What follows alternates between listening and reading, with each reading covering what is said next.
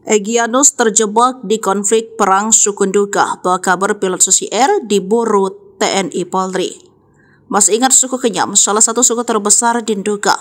Suku ini pada tahun 2023 sempat akan diserang habis-habisan oleh kelompok OPM Kodam Nduga Brigjen Egyanus Kogoya.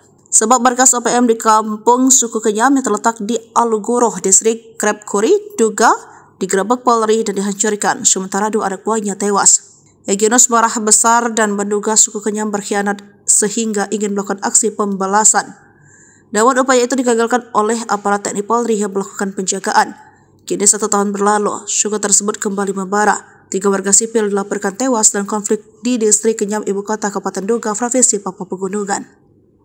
Kabid Humas Polda Papua Kombes Ignatius Beni Adi Prabowo dalam rilis pers diterima Tribun Papua mengatakan bentrok antar kelompok warga meletus Selasa 2 Juni 2024 pukul 11. Korban bernama Marianus Geri, 63 tahun, seorang pendeta di gereja yang ada di kawasan tersebut. Sementara Abraham Rugah, 51 tahun, mengalami luka bacok di kepala, juga meninggal dunia saat dirawat di RSUD Ndugawa.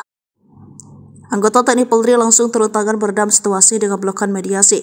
Namun saat ditelusuri kembali, 1 orang lainnya ditemukan dalam keadaan meninggal dunia. Kapolres Nduga AKBP Vici Parapagah mengatakan personel menyita beberapa senjata tradisional yang digunakan pihak bertikai, seperti busur dan panah. Saat ini sejumlah personel disiagakan, ujarnya. Sementara itu, Dewan Pimpinan Cabang Ikatan Pelajar Mahasiswa Nduga se-Indonesia Kota Stadi Jayapura meminta TNI Polri segera mengatasi konflik, sebab sudah berlangsung sejak Februari lalu. Konflik ini sudah menjadi perhatian bos OPM Egyanus Kogoya, namun Egyanus tak mau ikut campur dan menghilang di tengah konflik Kenyam. Informasi terakhir, dia memang sejak lama kurang respek dengan suku ini karena pernah membuat markas rahasianya Nduga hancur dan kehilangan 3 ajudannya. Sementara itu, Satgas Kops TNI HBMA melaksanakan tugas operasi pengamanan di kawasan tersebut. Panglima Kops HBMA Brigjen TNI Luki Avianto melalui rilis di Timika Selasa mengatakan Satgas Yonif 503 Bayangkara Kostrad menggelar kegiatan teritorial pengamanan.